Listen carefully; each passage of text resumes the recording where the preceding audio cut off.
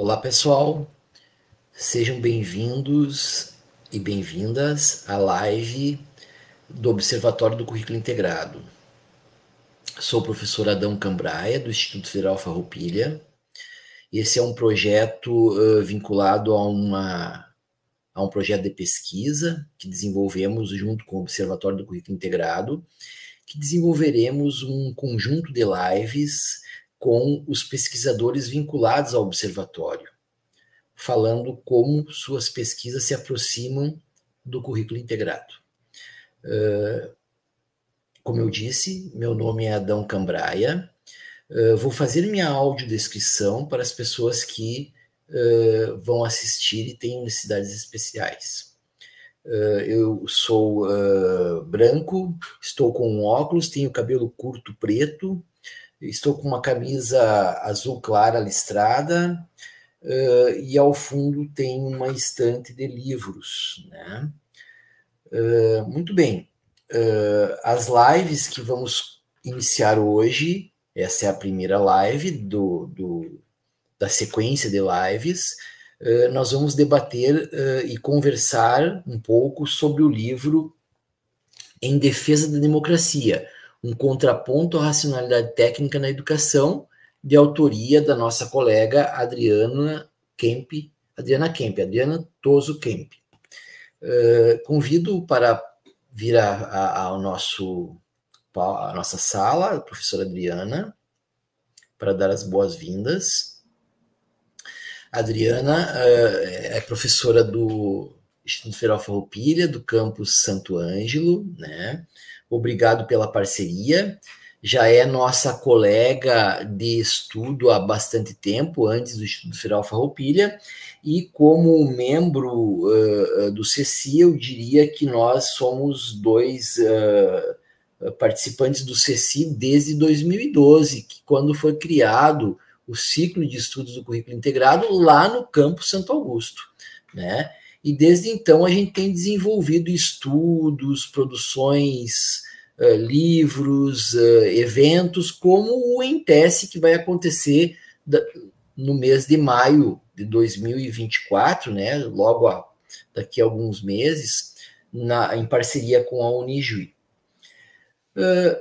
Professora Adriana, para nós começarmos, eu gostaria que você se apresentasse e que, de forma bem introdutória, pudesse falar para nós sobre a sua pesquisa do livro que deu, né, que originou, que produziste do livro.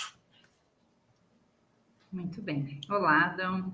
Em primeiro lugar, então, agradecer, dizer que é um prazer, uma alegria estar aqui com você, fazendo essa live, fazendo esse bate-papo, né? Como você já disse, então, eu sou a professora Adriana, eu trabalho no Instituto Federal Farroupilha desde 2009,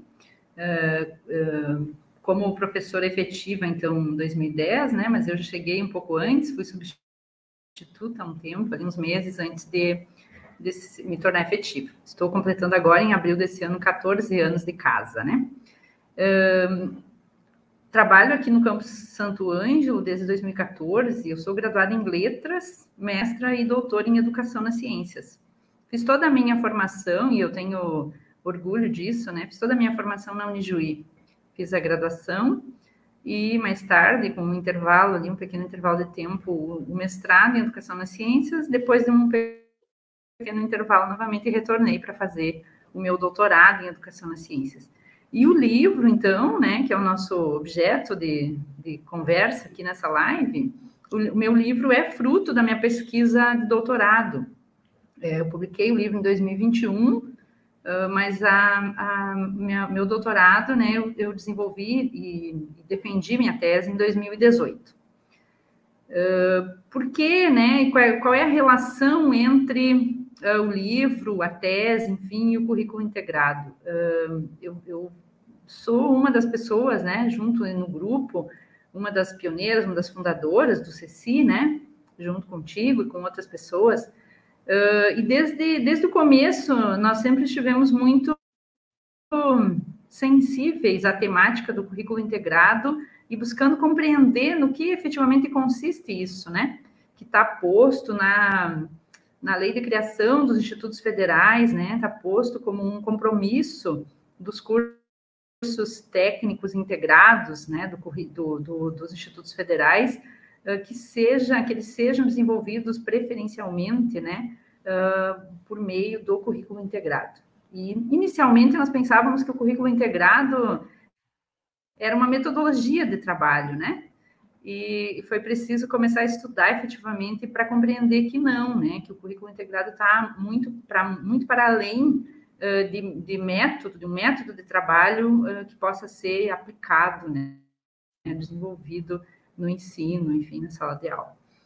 E fazendo esse estudo, avançando um pouco, eu percebi que comecei a me tomar muito, né, pelas reflexões que relacionam a educação e a democracia. E aí, então, na tese que deu origem ao livro, eu pesquisei, né, pesquisei com profundidade, né, fazendo uso aí do método crítico hermenêutico, autores que pudessem trazer contribuições para pensar a relação entre educação e democracia. Afinal de contas, como sustentar um modo de vida, uma sociabilidade republicana e democrática, se nós não formamos pessoas para esse modo de vida? Qual é o compromisso, né? O que o processo formativo escolar tem a ver com isso? Qual é o papel, a contribuição que a escola, né, especialmente, então, pensando no nível médio, né, na formação básica de nível médio, o que a escola tem a fazer? Qual é o compromisso da escola nesse sentido? E a minha pesquisa aponta, então, para uma finalidade, uma preocupação central, né? A escola como tendo uma tarefa muito importante nesse processo, né? De formar as pessoas para a sociabilidade republicana e democrática. Porque uma democracia não se sustenta se os cidadãos não forem preparados para esse modo de sociabilidade, né? Então, inicialmente, assim, para nós começarmos a conversar, eu quero deixar isso registrado aqui, né? Aí estou à disposição aí, Adão, se você quiser me fazer perguntas, se quiser ir conduzindo a conversa. Tranquilo, isso aí. Eu li o livro da Adriana, gostei muito, né? E aconselho a todos que puderem acessar e fazer as leituras.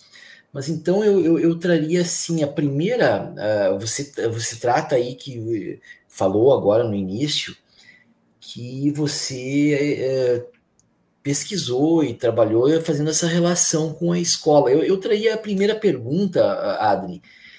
Então, você diz assim, que a escola é importante nesse processo para formar as pessoas para esse modo de sociabilidade. Perfeito.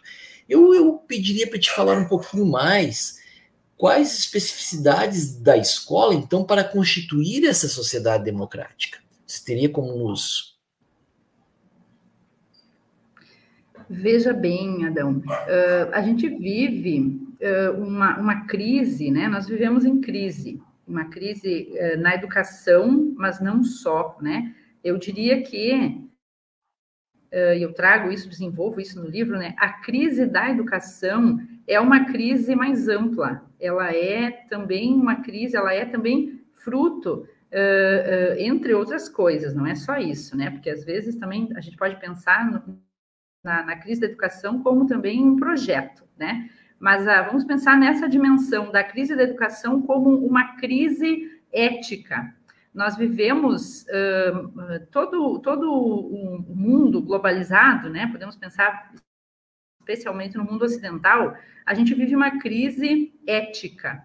Os princípios norteadores da vida, construídos a um custo, inclusive, alto, né, pela humanidade, eles estão constantemente sendo não só desafiados, mas parece que não há uma compreensão de que eles sejam princípios realmente aceitáveis, né, ou aceitos por toda a população, pelas pessoas de modo geral.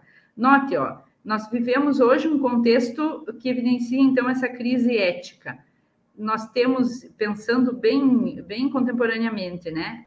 Nós vivemos num meio marcado pela propagação de fake news, nós vivemos a negação da ciência, a fetichização das tecnologias de informação, com o seu uso muitas vezes reduzido pela imensa maioria da população, né? O uso das tecnologias de informação é reduzido às redes sociais e aos aplicativos de mensagem. Soma-se a isso a sacralização da opinião em detrimento de uma fundamentação, né? Da fundamentação dessas opiniões com base em critérios de civilidade.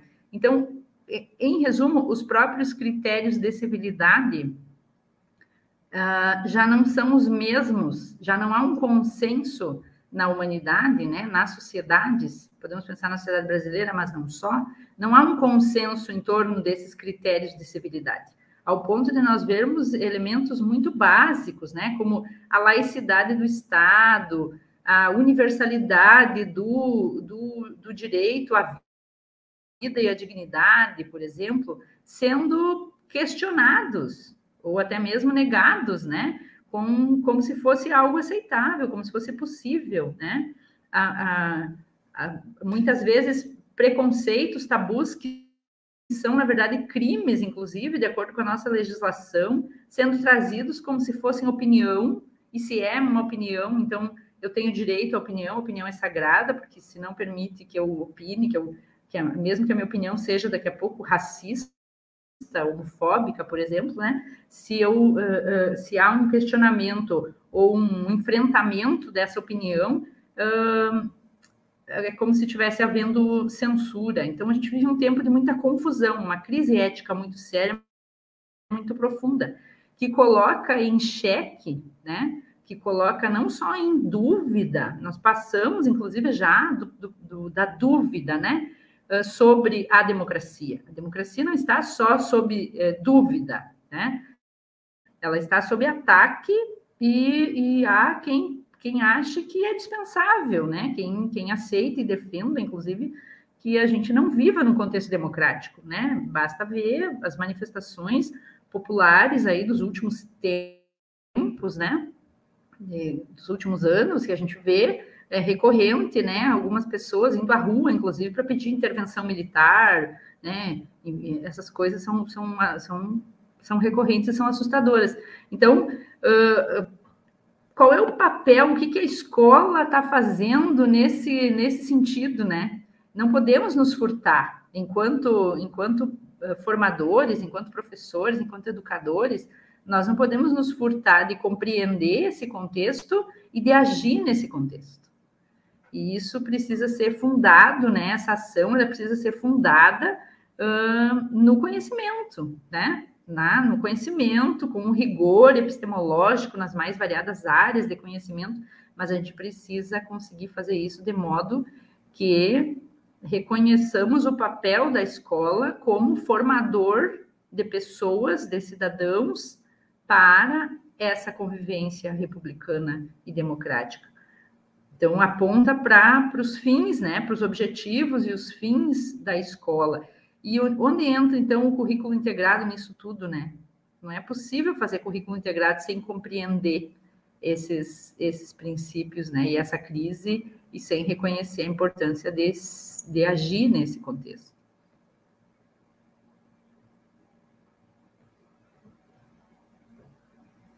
Opa, microfone. Talvez a gente pudesse fazer, então, uma relação aqui. Várias questões você levanta, né?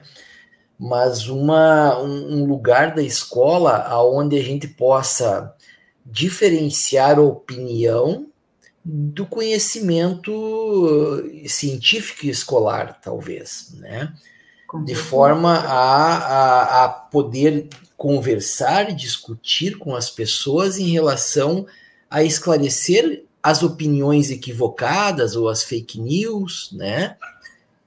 E isso é só possível mediante o que? Há um conhecimento um pouco mais sistematizado, elaborado, que a escola vai propiciar para as pessoas, né? Então, seria essa, talvez, então, uma especificidade dessa escola republicana? Com certeza. E aí eu vou trazer um termo aqui, né?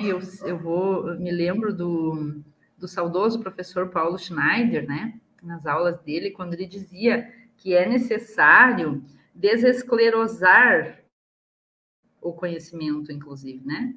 Ele trazia essa expressão. A gente vive o nosso pensamento, o nosso modo de pensar, nós podemos pensar, ele é colonizado, né? Nós não somos colonizados só do ponto de vista econômico, né? Nós somos colonizados do ponto de vista cultural, nós somos colonizados do ponto de vista subjetivo, né? Nossas subjetividades são colonizadas.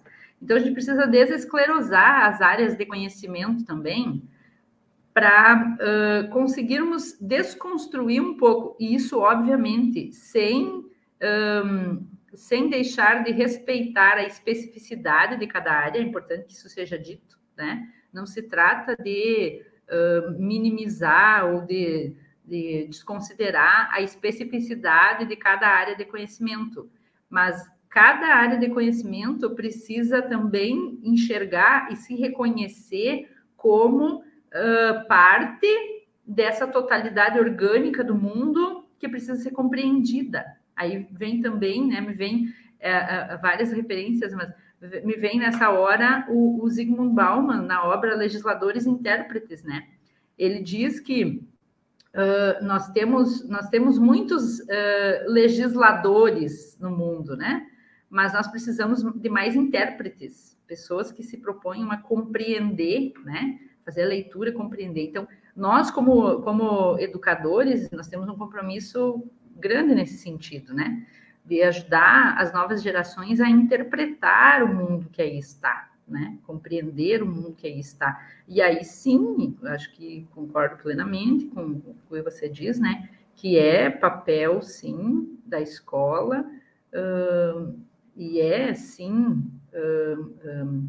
currículo integrado, né? É parte do currículo integrado a gente se reconhecer como um espaço-tempo privilegiado, né? De compreensão da realidade, e isso passa por ajudar as novas gerações a entenderem, a compreenderem que opinião nenhuma é sagrada, né? Não é possível sacralizar uma opinião, né? O direito de opinar, sim, ele precisa ser garantido. Todos precisamos ter o direito de opinar. Mas junto com o direito de opinar vem o dever, a responsabilidade por essa opinião. Então, essa opinião ela precisa passar pelo crivo da razão, né? E pelo crivo, então, dos critérios de razoabilidade que nós já construímos para essa nossa convivência em sociedade, né? Que critérios são esses, então, né? Os direitos humanos, os princípios fundamentais assegurados na Constituição, né, são bons critérios para a gente levar em consideração, né? Então, nem toda opinião é aceitável, nem toda opinião é digna de respeito, né? A pessoa que opina, sim, ela é um ser humano e precisa ser respeitada, mas a opinião em si não necessariamente, né? Se ela não estiver de acordo com os critérios de razoabilidade que nós já construímos, né, enquanto sociedade, e que estão expressos aí na Declaração Universal dos Direitos Humanos, na Constituição Federal. Daí a importância, então, Adri, tudo bem, a pessoa pode ter opinião, mas ela precisa estar aberta ao diálogo e a mudar a opinião mediante os argumentos, né? A pessoa não pode estar fechada na sua opinião, naquela questão que ela somente ela acredita. E ela não está aberta a todos os argumentos que são construídos à sua frente e dizendo assim, tudo bem, isso aí a ciência diz, mas a minha opinião é essa. Buena, se ela não estiver aberta para essas mudanças de opinião, então acaba a democracia, né? Exato. Porque daí tu vai ter a tua opinião, eu vou ter a minha opinião e a gente não consegue estabelecer esse espaço dialógico. Me parece que é aí que a gente cai nessa que você chama de da racionalidade técnica na educação. Uhum. Né? Ou a gente se fecha apenas naquele conhecimento descontextualizado, por exemplo. Né? Então, essas questões me parecem que são importantes e fundamentais. Eu traria, então, já para a nossa discussão, esse movimento que vem acontecendo hoje, que a gente está enfrentando no âmbito nacional, que é em relação à reforma do ensino médio. Naquele texto que a gente escreveu nesse livro aqui, da educação profissional, que a gente deu o título Democracia Enfraquecida, Impactos das Contra-Reformas Neoliberais no Currículo Integrado, e a gente diz assim que, baseado em Savater, que a ignorância e a miséria elas enfraquecem a democracia, né?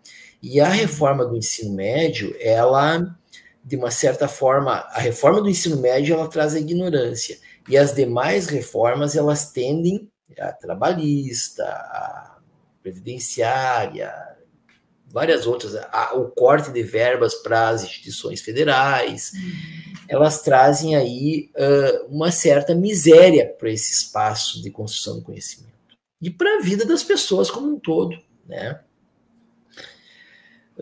Então, eu diria assim, quando ela traz a ignorância, a reforma do ensino médio, né, para o âmbito da educação, talvez você pudesse falar um pouquinho do que a gente está falando nessa temática, né? Que cortes que acontecem na educação,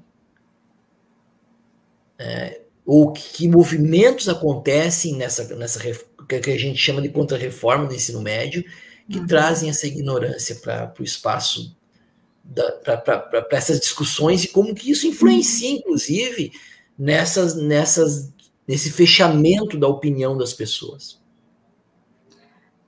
A reforma do ensino médio, né, ou então, como a gente tem chamado, né, essa contra-reforma, eu penso que trazem no mínimo, assim, né, dois efeitos bastante nocivos.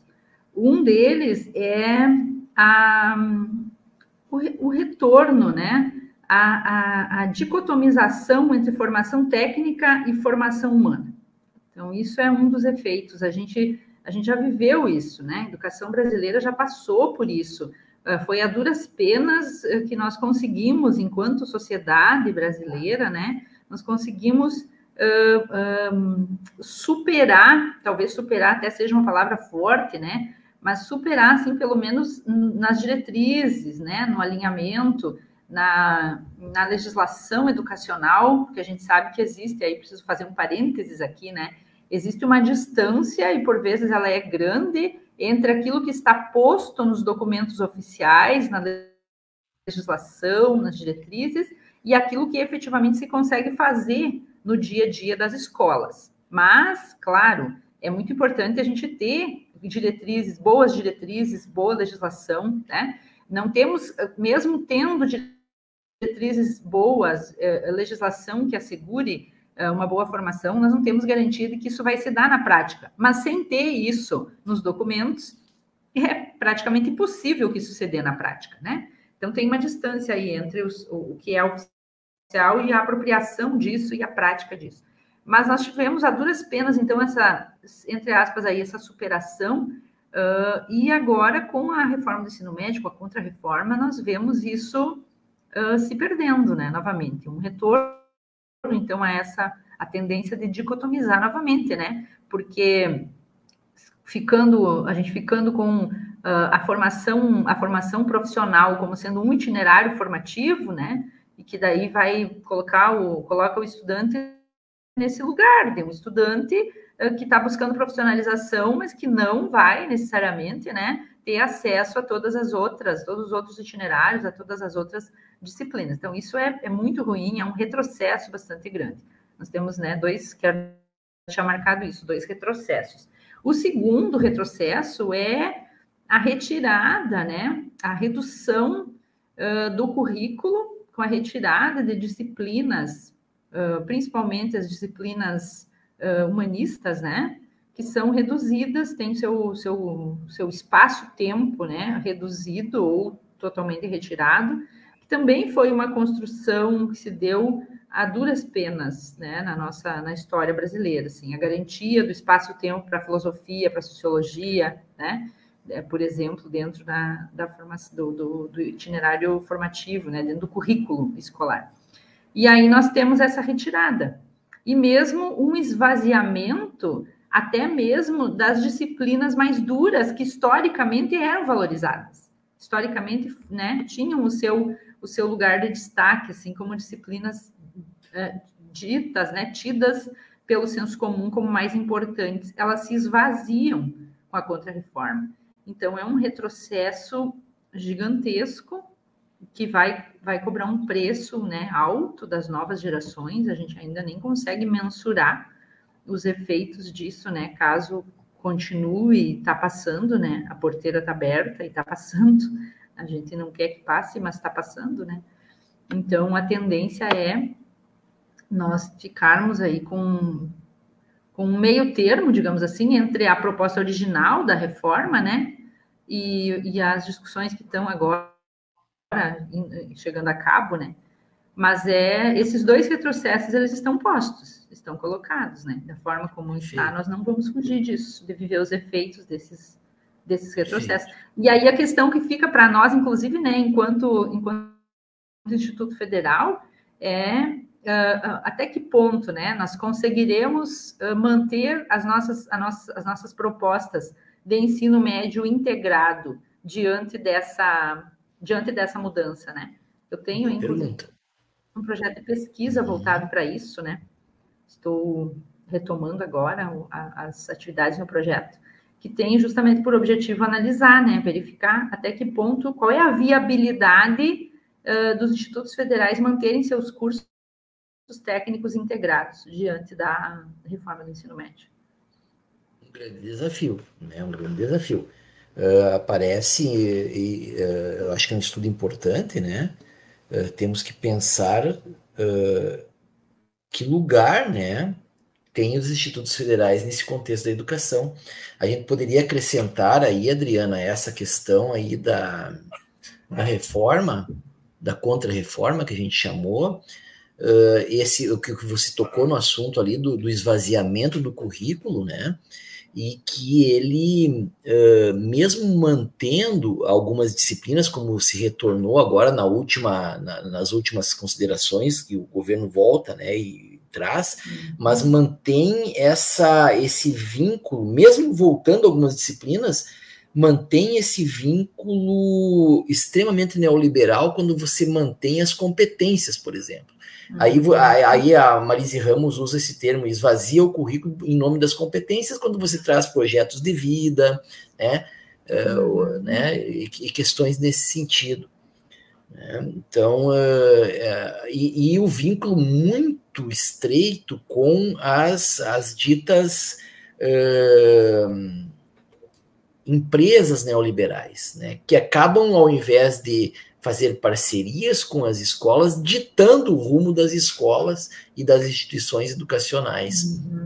Então, são questões que a gente pode trazer e pode discutir também bastante. Eu diria assim, eu não sei se faço uma afirmação que se sustenta, mas na nossa conversa aqui, eu fiz uma anotação assim: não há currículo integrado sem democracia. E não há democracia sem currículo integrado. Né? Será que a gente poderia pensar nesse sentido, né? Ou não? O que você acha? Eu posso também... Eu acho que... Pode, deixa eu te falar, depois eu faço algumas... Tá. É desafiador aí o teu trocadilho, digamos assim, né? Tem uma profundidade bastante grande. Eu acho que sim, não há currículo integrado sem democracia. Sim, se nós pensarmos para poder fazer currículo integrado, a gente precisa pensar juntos, né? O currículo integrado, eu gosto muito disso, assim, porque quando eu entendi isso virou uma chave para mim, sabe? Como professora, como pesquisadora, como estudiosa da educação, virou uma chave quando eu entendi lá no início dos estudos, ali, nos primeiros anos, quando eu entendi que o currículo integrado demanda uma compreensão por parte dos professores, demanda uma compreensão por parte dos formadores, né? Uma compreensão alargada do mundo, né? Dessa totalidade orgânica do mundo. Eu gosto dessa expressão, gosto de pensar assim, né?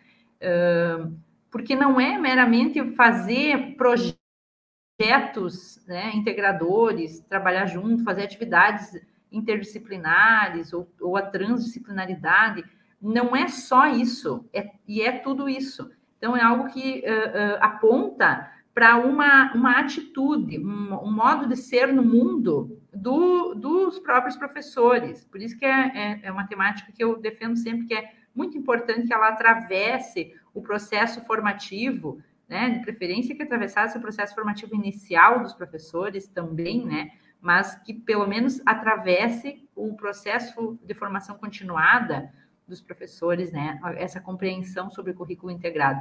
Porque é aquela ideia de que a gente olha o mundo, né, através de uma janela, a janela da nossa área de conhecimento, mas o mundo não se resume à minha área de conhecimento. A minha área de conhecimento não dá conta da totalidade orgânica do mundo. Para compreender essa totalidade, eu preciso olhar, né, pela janela de todas as áreas, de outras áreas, né? Então, eu preciso conversar com os colegas. A gestão do ensino precisa ser democrática, né? O planejamento precisa ser democrático. Então, sim, eu acho que não há currículo integrado sem democracia, né? E mesmo no contexto mais amplo, inclusive, para que nós possamos, né, enquanto estudiosos da educação, enquanto professores, termos esse olhar alargado sobre o mundo e sobre a realidade, a gente precisa estar vivendo num contexto democrático, né? Precisamos estar sob a égide de uma democracia para poder fazer isso. Agora, não há democracia sem currículo integrado?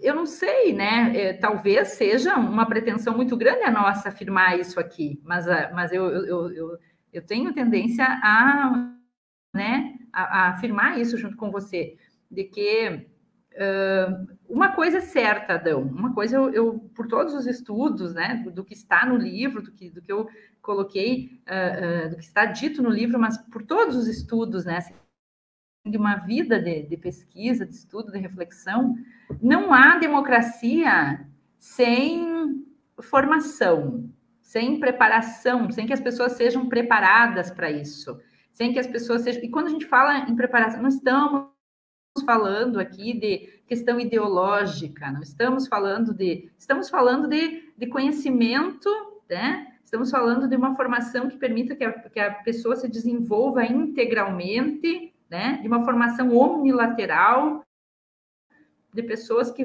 desenvolvem o seu intelecto, a sua cognição, o seu aspecto emocional, as suas habilidades sociais, né? E que também se especializam, né, daqui a pouco em determinada área de conhecimento para atuar profissionalmente, mas não se reduz, né? A vida não pode ser reduzida a uma atuação profissional, a vida é muito mais do que isso, né? E o currículo integrado está aí para nos mostrar isso e para nos ajudar a trabalhar nessa perspectiva.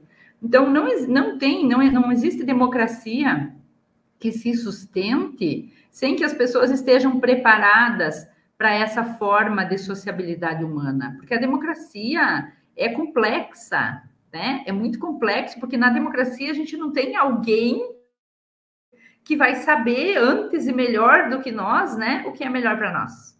E aí eu me lembro do querido professor Paulo Fenster-Seifer, né, que sempre fala isso também. Então, isso a gente tem num contexto ditatorial, né, um tirano, né, e nós temos, pelo menos no Brasil, né, infelizmente, em função da nossa história, da nossa formação, né, toda a nossa questão cultural, nós temos, enquanto povo, enquanto nação, eu falo, uma tendência, né, muito forte a querer, e é o mais fácil também, né, uma tendência muito forte a querer que alguém faça e que alguém decida por nós o que é melhor para nós. Né? Mas nós precisamos compreender que numa democracia as decisões são tomadas coletivamente, elas são negociadas, né? Argumentativamente, Então, isso é muito importante, é muito fundamental. Aquilo que você dizia há pouco, né, atrás, sobre estar aberto ao diálogo, à argumentação, a daqui a pouco repensar a própria opinião, repensar o próprio posicionamento. Isso é democracia, isso é a essência da democracia. E as pessoas precisam ser educadas para isso, né? Isso não é natural, a gente não nasce sabendo fazer isso, né? A gente nasce e a gente é absolutamente egoísta, né? Egocêntrico, nosso umbigo é o centro do mundo, mas à medida que a gente cresce, se desenvolve, a gente precisa aprender a negociar a convivência, né? Então, não há democracia sem a qualidade e a saúde da vida democrática dependem, né, diretamente da formação, né, complexa, profunda e ampla das pessoas para essa forma de sociabilidade. Adri, eu adorei. Estamos já há 40 minutos conversando aqui. A ideia era 30. Eu acho que a gente poderia ficar conversando muito mais tempo. Mas eu vou te dizer o seguinte, eu vou pedir para que você faça aí as considerações finais, né? Já agradecendo a tua parceria e disponibilidade para essa conversa, né? E espero que a gente possa aqui agora pensando, já com essa primeira live, pensando que a gente possa fazer mais lives e dar continuidade a essa conversa, que eu acho que essa construção da democracia ela é permanente. Certamente, concordo plenamente contigo, é uma construção permanente, assim como a nossa própria formação, né? Nós nunca estamos prontos, né? Nós estamos em constante formação, então isso é extremamente importante que a gente reconheça, né? E considere. Quero dizer, né? Fiquei com vontade de dizer, mas não quis te interromper, então acrescentar, né? A essa fala final que você fez, de que o currículo integrado ele nos fornece, né, um aporte teórico, conceitual para pensar tudo isso, né? Acho que isso é bem importante, assim, bem fundamental. Agradecer, né? Agradecer muito a oportunidade, me colocar à disposição como colega, como professora, né? Da área de letras e também como integrante nesse momento, nessa gestão, né, coordenadora junto contigo aí do Observatório do Currículo Integrado, né, até outubro nós estamos aí na coordenação, né, juntos. Convidar também as pessoas que porventura vão assistir, né, estejam vendo essa live, que não conhecem o Observatório ou que não conhecem, né, as atividades do CECI, fazer o convite para que venham pensar junto conosco, né, para que venham discutir conosco, estudar, né, conosco.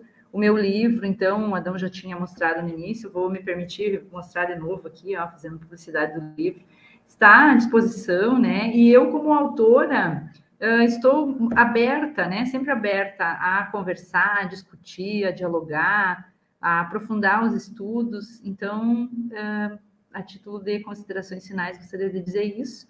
E mais uma vez te agradecer, Adão, por essa iniciativa, né, dentro do projeto aí, dentro do CECI, dentro do observatório também, né, dentro do teu projeto de pesquisa, nosso, né? e me colocar, então, à disposição para novos diálogos, né, novos debates. Eu acho que é muito isso, bem, né? Essa é a centralidade, assim, do nosso fazer, né? Respeitando a especificidade de cada área, né? Repito, isso é muito importante, né? Não se trata de diluir as áreas, né? Respeitando a especificidade com rigor, né?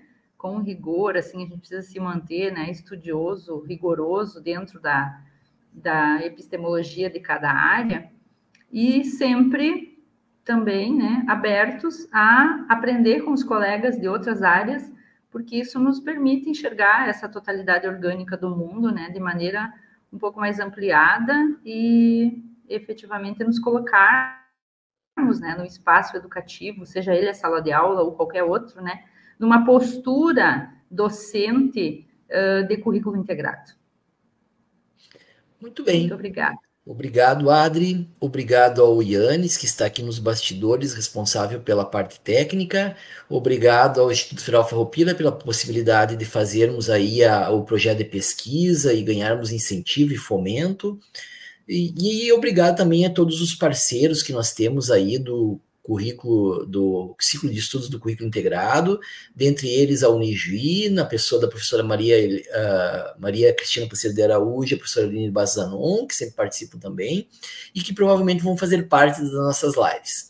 A Adri vai ficar o convite, então, para uma próxima live. Eu acho que ficou muitas questões que a gente pode aprofundar, como, por exemplo, a especificidade da literatura, da língua portuguesa, das letras, nessa construção do currículo integrado, que eu já como sou teu, né, nós somos parceiros aí de estudo, eu já acompanhei teus estudos nesse sentido, e eu acho que merece uma live nova.